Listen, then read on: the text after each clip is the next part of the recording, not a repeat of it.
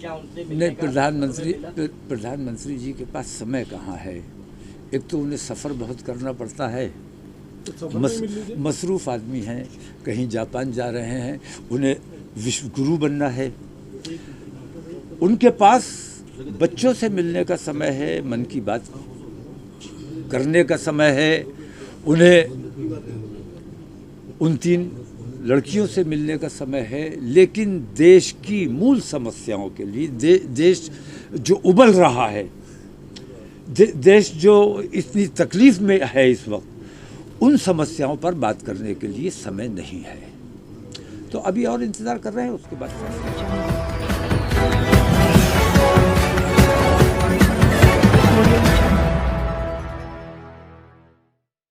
तौकीर रजा ने बीजेपी अध्यक्ष को पत्र लिखा और सरकार से बीजेपी प्रवक्ता नुपुर शर्मा की गिरफ्तारी की मांग की। नमस्कार, आप देख रहे हैं सच का प्रतीक यूट्यूब चैनल खबर बुलंद भारत। बरेली से खबर बुलंद भारत के लिए पवन कुमार वर्मा की रिपोर्ट। देश में सरकार के इशारे पर लगातार एक ही समुदाय पर अभद्र टिप्पणी करने का चलन चल रहा है, जिसके कारण आज दरगाह आला हजरत से जुड़े संगठन IMC के अध्यक्ष मौलाना तौकीर रजा खान ने प्रेस कॉन्फ्रेंस कर देश के प्रधानमंत्री को निशाने पर लेते हुए खूब भड़क कर दी आंदोलन करने की चेतावनी। मौलाना तौकीर रजा खान ने कहा कि बीजेपी प्रवक्ता नुपुर शर्मा ने पैगंबर मोहम्मद पर अभद्र टिप्पणी कर धार्मिक भावनाएं आहत की है। बीजेपी के प्रवक्ता पद से हटाकर प्रवक्ता नुपुर शर्मा के विरुद्ध कानूनी कार्यवाही करे। प्रेस वार्ता में बोलते हुए तौकीर रजा ने कहा, पैगंबर मोहम्मद से मोहब्बत करने वाले 10 जून को इस्लामिया ग्राउंड में बाद नमाज जुमा 3 बजे इकट्ठा होंगे। अपने अपने शहरों में नबी करीम की शान में की गई गुस्ताखी के लिए नुपुर शर्मा पर कार्यवाही के लिए विरोध प्रदर्शन करे नबी से मोहब्बत रखने वाले। उन्होंने कहा कि नबी करीम के लिए माँ बाप धन दौलत सब कुछ कुर्बान, कोई गुस्ताखी बर्दाश्त नहीं। देवबंद में 2 दिन के इजलास में गुस्ताखी पर एक शब्द नहीं बोला गया। ऐसे लोगों से क्या उम्मीद, क्या समझौता। नुपुर शर्मा पर कार्यवाही के लिए बीजेपी के राष्ट्रीय अध्यक्ष JP नड्डा को पत्र लिखा है। अगर बीजेपी प्रवक्ता नुपुर शर्मा पर कार्यवाही की जाती है तो धरना स्थगित किया जा सकता है। रसूल आज़म की शान में जो गुस्ताखी की गई, उसको लेकर बहुत बेचैनी पाई जाती है और लोग अपने तौर पर सड़कों पर आने पर मजबूर हो रहे हैं। इस वजह से ये फैसला लिया गया कि बाकी जो तमाम मामलात हैं, जो जद्दोजहद चल रही है, वो चलती रहेगी। मस्जिद की बेहुरमती, मस्जिद पे झंडे लगाना या हमारे देश का माहौल ख़राब करना, ये तमाम चीज़ें ये महसूस कराती हैं कि कुछ फ़िरका परस्त लोग हमारे देश को एक और बंटवारे की तरफ ले जाना चाहते हैं। रसूल आज़म की शान में जो गुस्ताखी की गई है, इसके लिए फौरी तौर पर फैसला किया जाना बेहद ज़रूरी समझा गया और हमने इत्तेफाक राय से ये फैसला किया है कि अगले जुमे को इंशाअल्लाह इस्लामिया इंटर कॉलेज में धरना दिया जाएगा, एहतजाज किया जाएगा। हुआ है, हम कितनी ही अमन की बात करते रहें, लोग हमारे मजहबी जज्बात को, हमारी मस्जिदों को, हमारी खानकाहों को निशाना बनाते रहे हैं, बनाते रहेंगे। तो हमारी मजबूरी है कि सड़कों पर आएँ और हमारा ये कानूनी अधिकार है कि जो बात हमें तकलीफ़ पहुंचाती है, हम धरने प्रदर्शन के ज़रिए, आंदोलन के ज़रिए सरकार तक अपनी बात को पहुंचाने की कोशिश करें। माना जाए या ना माना जाए, लेकिन हमें अपनी ज़िम्मेदारी पूरी करनी है और इंशाअल्लाह उसी दिन हम जुमे को, तारीख क्या है, 10 तारीख इंशाअल्लाह, उसी दिन हम आगे की अपनी रणनीति का ऐलान करेंगे। ये धरना हमारा एक रोज़ा होगा जो इस्लामिया इंटर कॉलेज में, और पूरे अमन और पूरी शांति के साथ, जिस तरह हमारे पिछले प्रोग्राम्स होते रहे हैं। किसी के साथ कोई छेड़छाड़ नहीं, किसी के साथ कोई बदतमीज़ी नहीं। हमारी तकलीफ़ है, हम अपनी तकलीफ़ का इजहार करना चाहते हैं। खामोशी के साथ हम गांधीवादी तरीके से अपनी बात देश के सामने, दुनिया के सामने रखना चाहते हैं। 2 रोज़ा प्रोग्राम हुआ, मैंने गौर से देखा, गौर से सुना।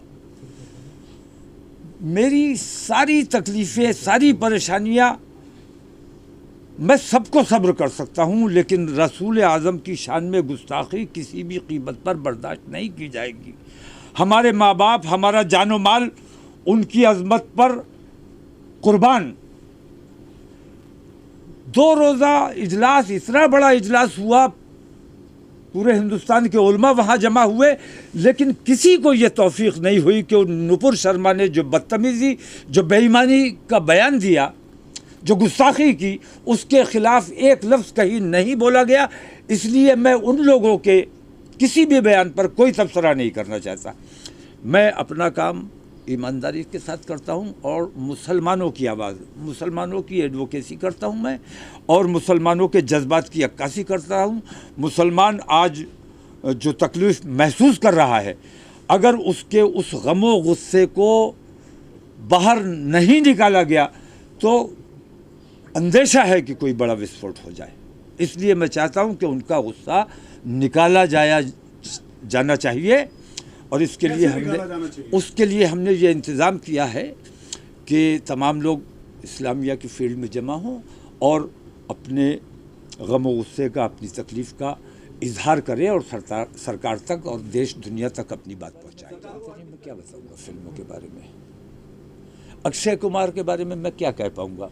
मैं उन्हें जानता नहीं ठीक तरह से, लेकिन इतना मैं जानता हूँ कि वो तमाम लोग, आक्रांतक किसे कहते हैं मैं आज तक ये समझ नहीं सका। भाई, आक्रमणकारी या लुटेरा वो होता है जो हमला करता है, लूटपाट करता है और फिर भाग जाता है। मैंने कहीं किसी आक्रांता को, किसी लुटेरे को ऐसा नहीं पाया कि वो वहाँ जाके बस गया हो उस घर में, और उस घर में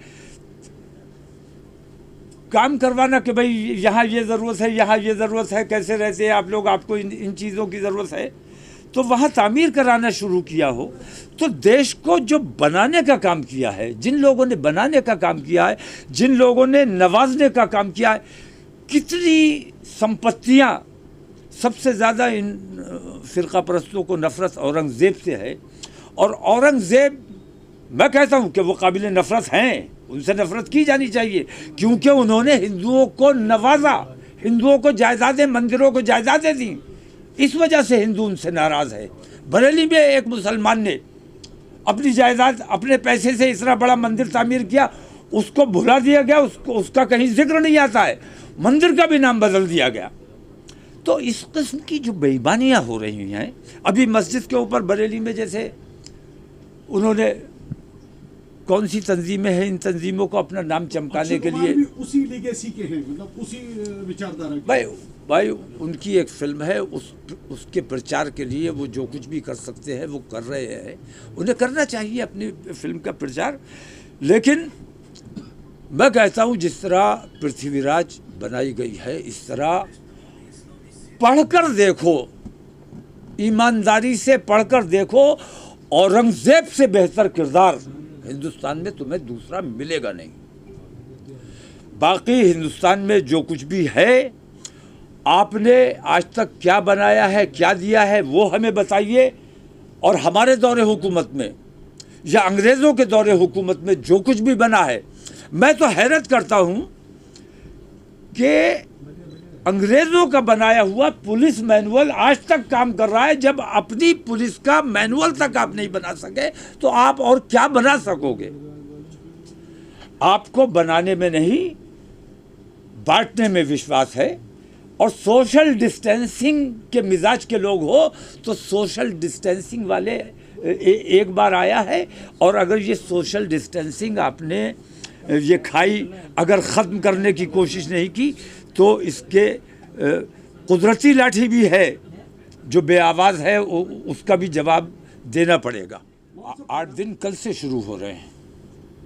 आज से हमारा ये हमने नड्डा साहब को लेटर भी जारी कर दिया है, और उसमें हमने मांग की है कि पार्टी को इससे बेजारी का इजहार करना चाहिए, पार्टी से उसको बरतरफ करना चाहिए और पार्टी को माफ़ी मांगनी चाहिए, क्योंकि पार्टी के प्रवक्ता ने इस किस्म की बदतमीजी की है। महाराष्ट्र में उसमें मुकदमा अपने बयान में बॉलीवुड पे महाराष्ट्र में मुकदमा कायम हो गया है, जो गलत बोल रहा है देश में उस पर कार्रवाई हो रही है। क्या कानून पे भरोसा नहीं है? कतई भरोसा नहीं है। प्रोफेसर रतन लाल मामूली सी बात पर गिरफ्तार कर लिए जाते हैं। नुपुर शर्मा ने इतने बड़े मंच पर बैठकर इतनी बड़ी बेईमानी की और इतने बड़े गुस्ताखी की है और उस तक आज तक कोई कार्रवाई नहीं हुई है। ये हमारे लिए चिंता का विषय है। तो कानून तक बात बाद में पहुंचेगी, पहले कानून को उसके खिलाफ मुकदमे पूरे हिंदुस्तान में कायम हो रहे, उसकी गिरफ्तारी हमारे मुकदमा लिखाने से पहले उसकी गिरफ्तारी होनी चाहिए थी। सरकार को खुद संज्ञान लेना चाहिए था कि उसने इतनी बड़ी आबादी के जज्बात को ठेस पहुंचाई है।